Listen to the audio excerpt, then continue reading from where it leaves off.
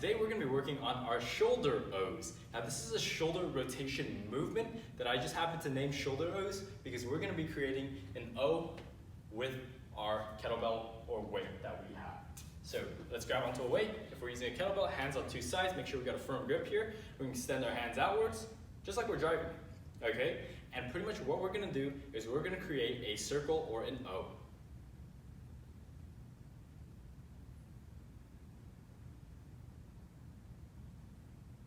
Now, this O is going to range from top being just about aligned with your head, slightly above is okay as well, and come down towards about where our hip and pelvis are.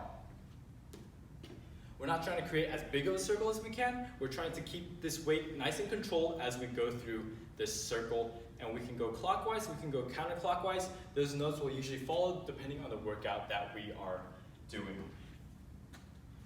So one more time.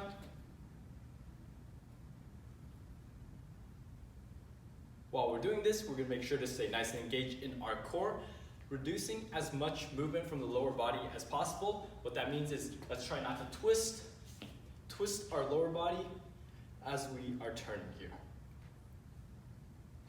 We're going to keep the lower body nice and still and rotate. And that is our shoulder O. Thanks for watching.